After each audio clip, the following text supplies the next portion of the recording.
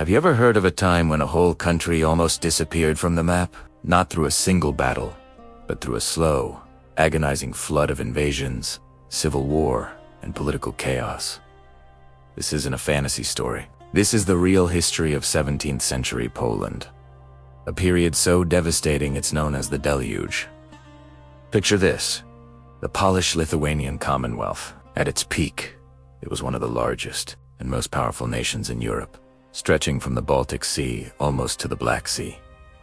It was a vibrant, multi-ethnic, multi-religious state, a true powerhouse. But by the mid-1600s, cracks began to show. The once mighty Commonwealth was starting to weaken from the inside out.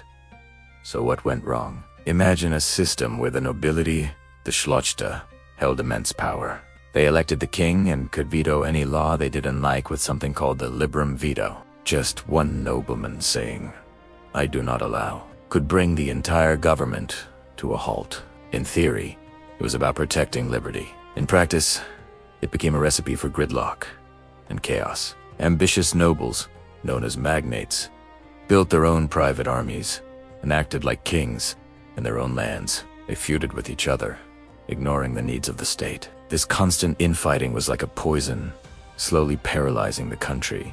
And while Poland was busy arguing with itself, its neighbors were getting stronger. To the east, the Tsardom of Russia was expanding. To the west, the Kingdom of Prussia was rising. In the south, Ukrainian Cossacks, once loyal subjects, were tired of being marginalized and were fighting for their own independence. The Commonwealth was surrounded by hungry wolves, just waiting for the right moment to strike. That moment came in 1648 with the Khmelnytsky uprising. The Cossacks, led by Bohdan Khmelnytsky, launched a massive rebellion.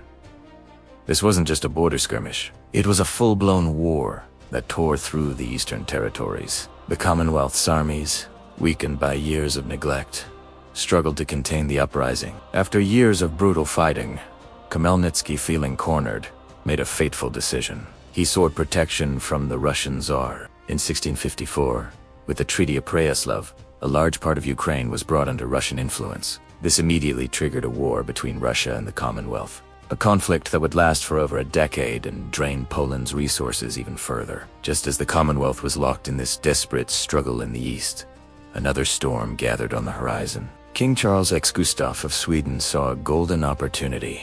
He had a modern, disciplined army, and he wanted to dominate the Baltic Sea. Poland, distracted and divided, looked like an easy target. In the summer of 1655, the Swedish army invaded. This was the beginning of the Deluge, or Potop in Polish. The Swedish invasion wasn't just an invasion. It was a blitzkrieg. The Polish forces were worse still. Many Polish nobles and armies, disillusioned with their own king. Chen Kazimierz decided to switch sides. They thought the Swedish king would be a better ruler. One by one, major cities like Warsaw and Krakow fell to the Swedes. King Jan Kazimierz was forced to flee the country, seeking refuge in Silesia. It seemed like the end. The Commonwealth was on the verge of being completely partitioned between Sweden and Russia. The Swedes behaved not as liberators, but as conquerors. They plundered everything they could get their hands on: art, books, church treasures, and private wealth. Palaces were stripped bare, and cities were burned. The brutality of the occupation was staggering. This widespread looting and violence finally woke the Polish people up. The tide began to turn at a place you might not expect. A monastery, the monastery of Jasna Gora in Częstochowa, home to the revered icon of the Black Madonna, became a symbol of resistance. In late 1655, a small force of monks and local volunteers held out against a much larger Swedish army for 40 days. The successful defense of Jasna Gora was seen as a miracle. It was a massive morale boost for the entire nation. It sent a powerful message. If a small group of monks could defy the mighty Swedish army, then so could the rest of Poland. This sparked a nationwide guerrilla war. Peasants, nobles, and townspeople rose up against the occupiers. Stefan Czarnecki, a brilliant Polish military commander, perfected these hit-and-run tactics, harassing the Swedes relentlessly. He famously said he was not of salt, nor of soil, but of that which pains me. He led his troops across the frozen sea to fight the Swedes on their own turf in Denmark. The war became a brutal, grinding struggle. Eventually, with the help of allies like the Holy Roman Empire, the Swedes were pushed out. The war finally ended in 1660 with the Treaty of Oliva.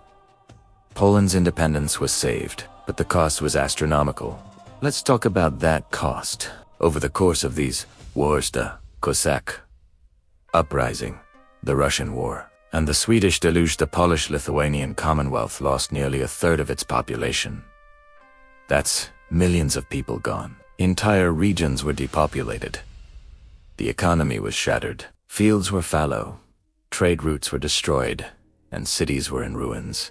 The vibrant culture and science that had once flourished entered a period of decline. The country was scarred, impoverished, and traumatized. Politically, the damage was just as severe. The Deluge exposed the fatal flaws of the political system. Instead of reforming, the nobility clung even more tightly to their golden liberty, making the country even more ungovernable. Foreign powers learned a valuable lesson. They could easily manipulate Polish politics by bribing nobles and exploiting the liberum veto to keep the Commonwealth weak and divided. This policy of maintaining Polish anarchy became the cornerstone of their foreign policy for the next century. The Deluge was the beginning of the end for the Polish-Lithuanian Commonwealth. Although it would survive for another 130 years, it never truly recovered its former strength. It was a shadow of its former self, a sick man of Europe slowly being picked apart by its neighbors. This long decline culminated in the late 18th century with the partitions of Poland, when Russia, Prussia, and Austria carved up the country among themselves, wiping it off the map of Europe for 123 years. The story of the Deluge is a powerful cautionary tale. It shows how internal division, political paralysis, and the selfishness of an elite can bring a great nation to its knees, making it vulnerable to external threats. It's a story of incredible resilience, of a nation that was nearly destroyed but refused to die, fighting back from the brink of oblivion. But it's also a story of a tragic, missed opportunity for reform that ultimately sealed the country's fate. The echoes of the Deluge can still be felt in Polish history and culture, a somber reminder of a golden age lost in the long, painful struggle to regain independence. Thank you for joining me on this journey back in time. If you found the story fascinating, please hit that like button. Subscribe to the channel for more deep dives into history, and let me know in the comments what other historical events you'd like to explore. Thanks for watching.